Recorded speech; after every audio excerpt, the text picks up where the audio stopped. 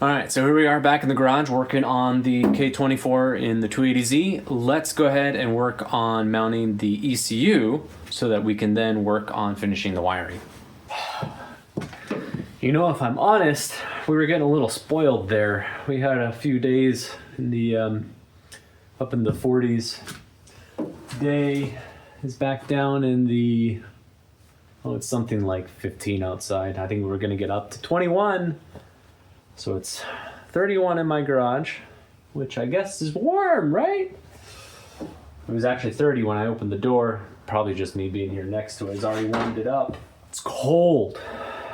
I got my warm coffee that'll be frozen in about 5 seconds. That's okay. Also, as an aside, I'm not very motivated today. Can we be real for a moment?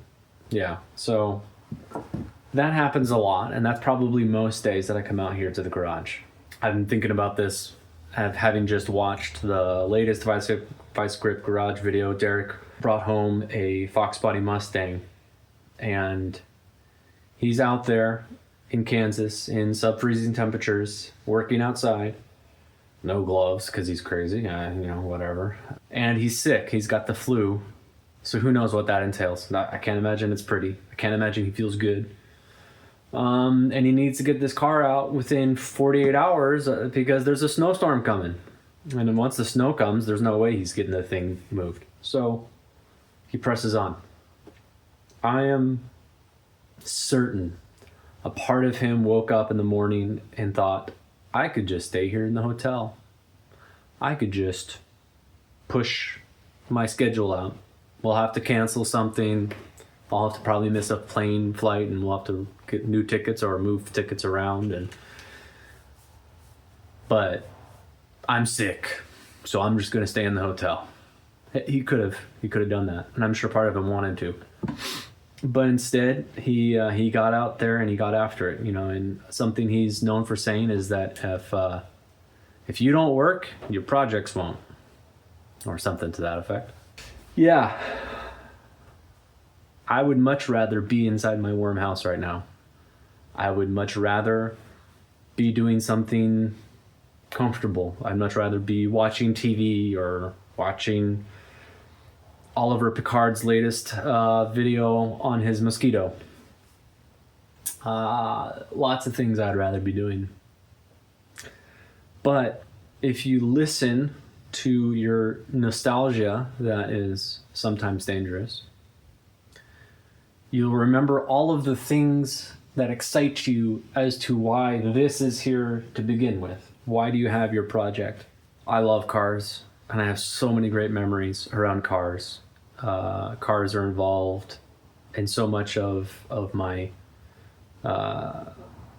history. So anyway, I know I'll like the car when it's done, and I know I'll like the car back on the road before it's done. I know I'll enjoy driving it even when it's still a bucket of bolts. I know that I'll enjoy taking it to some autocross events. I know I'll enjoy even maybe some track days if I can get around to that. I know that I'll enjoy picking up my kids and driving them around in nice, beautiful weather here in New England from time to time.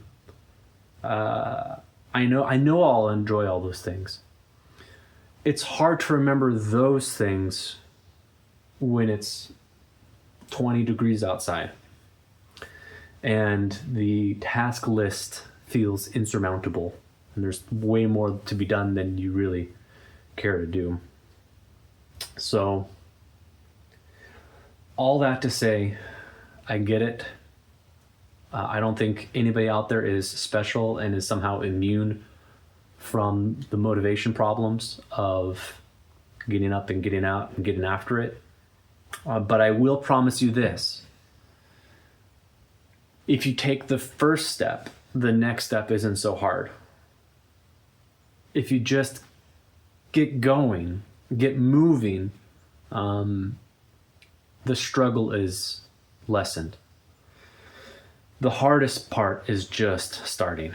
So the hardest part was putting on the boots and putting on the sweatshirt and getting out the door. That's the hard part. Now it gets a little bit easier. Now it's thinking through what to do next. And once I think through that, then we can move on to the next step and the next step and the next step. And before you know, by the end of today, we'll have made it somewhere. And we'll be a little bit further down the road to having the car down the road. All right, enough jabbering, Nathan. All right, so here's my ECU.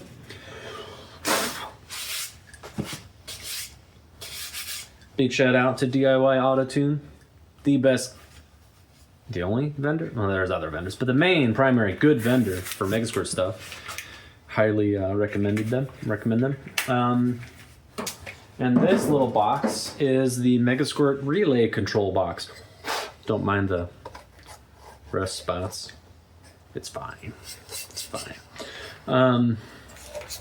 So every standalone ECU is going to require power to the devices. There's two main approaches that people use. The first approach is to have essentially a little box of relays and fuses as part of the wiring harness. And you can actually find plenty of these options for things like Haltech and others, where you have essentially, you just have to power that box with like one primary 12 volt constant and a 12 volt switch for your ignition. And then there'll also be some powered outputs that come out of that you can then wire into things like your fuel pump, things that aren't in the engine bay. The second approach you can take is to reuse or reassign existing relays and fuses that were already doing that duty in your car. If you're in a newer car, this makes piles of sense because you already had a power and relay control for the coils, for the injectors, for the fuel pump, and everything else. And there might have been shared relays for some of those and shared fuses, but again, if you're reutilizing those power circuits, you can reuse those relays and fuses. The standalone ECU isn't going to be adding significant load over the OEM ECU, except for maybe the fuel pump. It's an obvious one. But again, you can always upsize and change that down the road. You can set up a new relay and fuse to your fuel pump. Sorry about that. Camera issues. Blah, blah, blah. The whole point is that I have a box. It has relays and fuses. It needs to be attached close enough to the Megasquirt unit ECU. That could go in the engine bay, and that's the way I had it previously with the L2080T inline 6 engine that I had. But with Megasquirt now, with the new engine, I'm deciding I'm going to put everything on the firewall inside. So what I need to do is kind of play around with where I want to put them, and then we can make some brackets to pick up the points here, and then weld those brackets to the firewall. So let's do that.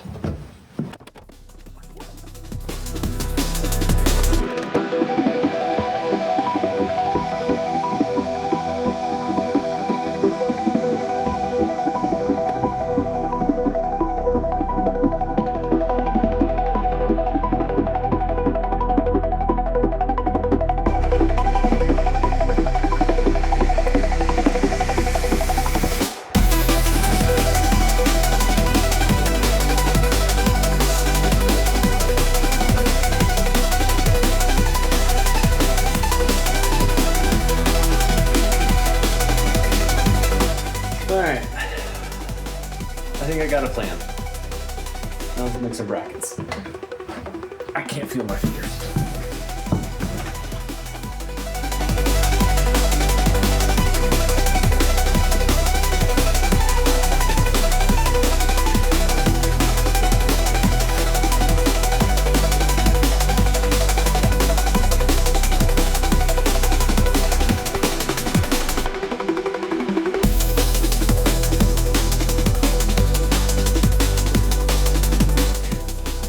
I've been standing here for 10 minutes now. It feels like just thinking.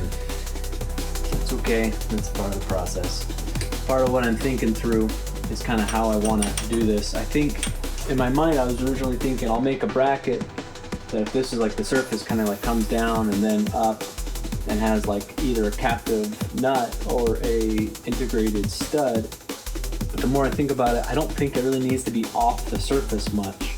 So I'm debating having maybe something kind of like this, obviously smaller, but essentially just flat flush with the surface. So just a strip of steel with some studs integrated with holes for me to then plug weld it. That's really all it needs to be. But that also means finding bolts I have and scavenge for bolts that are metric, because, you know, I've got a ton of SAE threaded rod such as this. That'd be stupid to use. Mostly because it'd be difficult to change in the future. Like, I don't mind using standard on stuff where it's easy to switch it out for metric later. Not a big deal. But let's not engage in too much stupid just to use stuff we have. I really don't want to go to a store to pick up bolts for this. So let me dig around, see what I can find.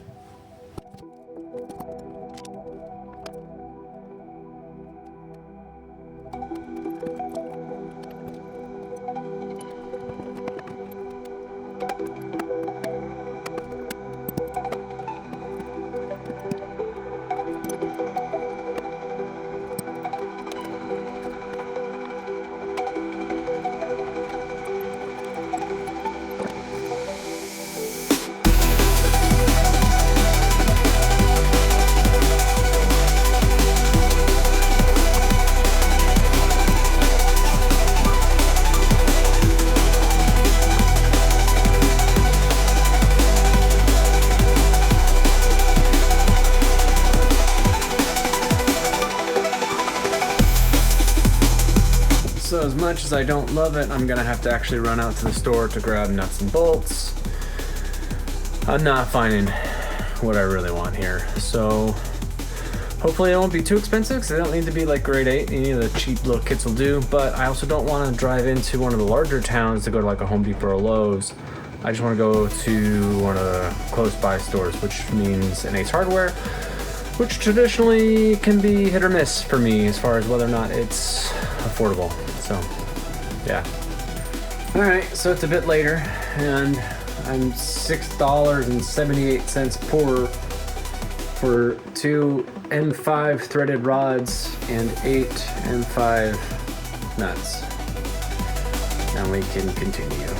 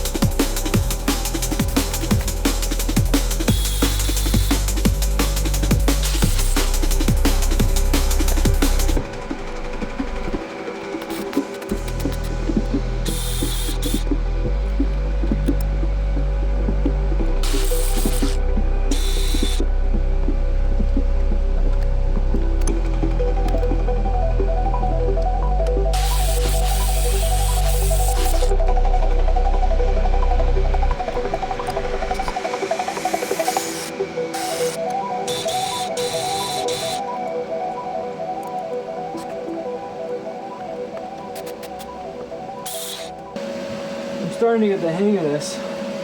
that last one was good. I should know this by now. I've done enough welding. Put heat into where there's more material to begin with. So if you're doing like asymmetrical welding, you want more heat on the side that has more thickness. So in this case, start on the stud where there's more depth to it, and then work around it. This is too thin to do like a constant beat around, so if you just start in the middle and then drag away, and then you can drag away and start in the middle and drag away, you can kind of do 4 directions and then fix any holes that are left. But that one seemed to actually go really well. Nice and clean, didn't get any boogers poking through or anything. It's a good one.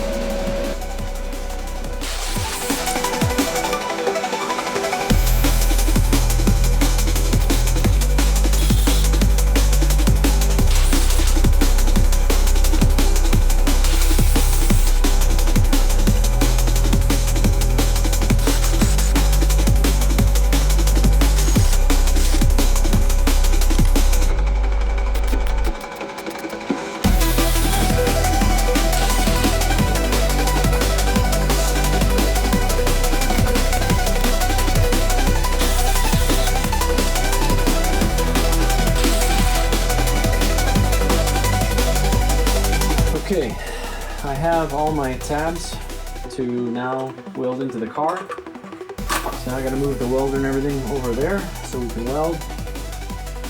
But I'm gonna go take a break and thaw out my hands for a little bit. It's cold. All right, I'm back. Trying to stay warmer. Let's see how this goes. Let's remove the not the non-flammables. Let's remove the flammables.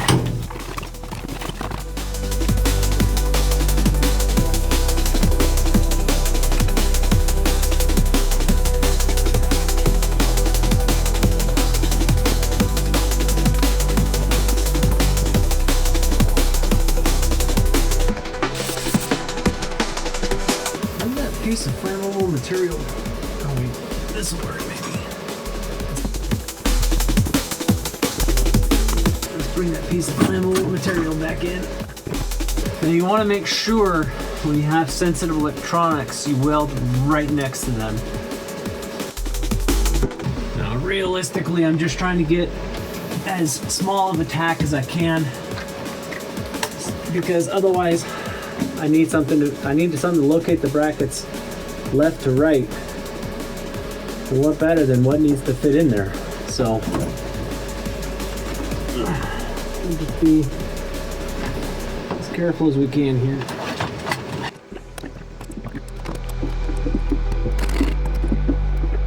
My mask is fogging up. And we're just having all kinds of fun.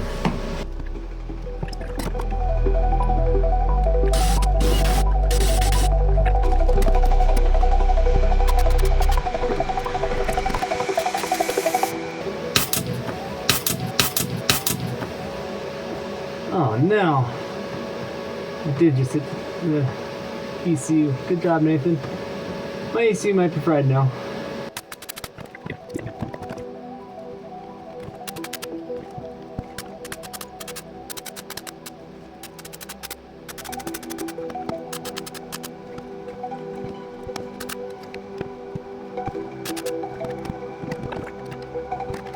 Still don't like any of my options for where to put this thing. It's really tempting to put it actually like almost out here or here, because I need to be able to get to these pins. Granted, I can wire it in over here and then put it up. That's probably what I'm gonna have to do. Yeah. I just don't like any of the options.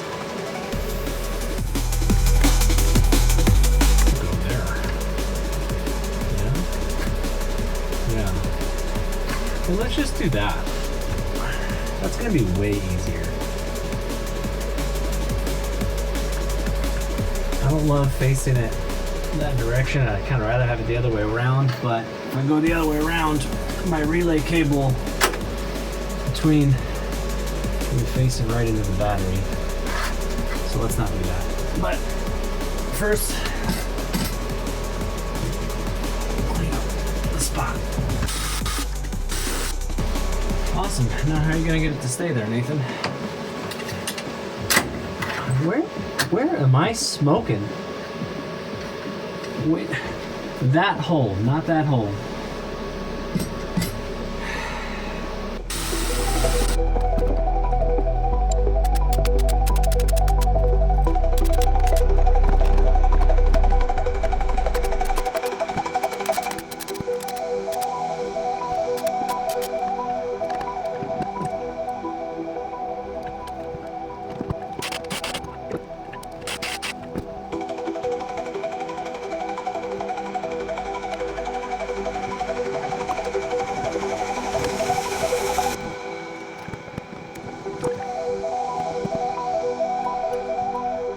So my camera battery died, so you may have missed the last bit of it, but I did get those 2 units mounted. They're in there.